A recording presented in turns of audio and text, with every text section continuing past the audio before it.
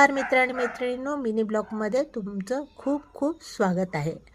तर असं होतं की कधी-कधी एकत्र कुटुंब राहतं, बऱ्याच वेळेला आता एकत्र कुटुंब राहत नाही. पण मी असा एक अनुभवलेला अनुभव आहे, तो तुम्हाला मला सांगायचा आहे.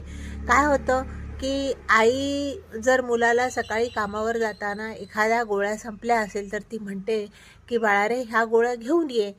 तर बायको लगेच म्हणते, "मला सांगायचं ना, मी आणूनच दिल्या असत्या गोळ्या. का नाही सांगितलं? 2 दिवस संपल्यावर का सांगता तुम्ही? त्याच्या आधी का नाही सांगितलं?" त्यांना अनेक प्रकारचे टेन्शन असतात, कामावर जायचं असतं. अशा काही काही गोष्टी बायका सकाळी सकाळी भांडणाचा वाद करत असतात. तर तसं करू नका.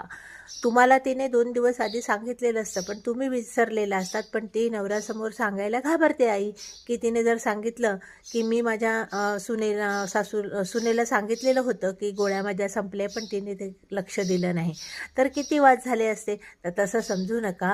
अ, अ, विचाराने घ्या की तुम्ही तिच्याकडे लक्ष दिलं नाही तर तिचा आजार जास्त होईल ना. तर मुलाच्या समोर सकाळी सकाळी भांडणं करू नका. कारण नवरा पण कामाला जात असतो, त्याला अनेक प्रकारची टेन्शन असतात. हे आईने आणि सुनेने सगळ्यांनी लक्षात घ्यायचं.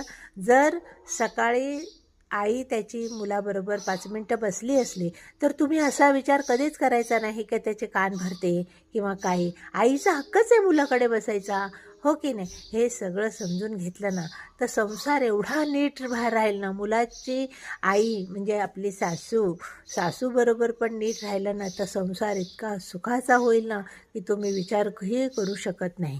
व्हिडिओ आवडला असेल तर नक्की लाईक करा, शेअर करा, सबस्क्राईब करा. पुन्हा एकदा नवीन भेटूया. नवीन व्हिडिओ, नवीन विषय. तोपर्यंत रजा घेते. थँक्यू.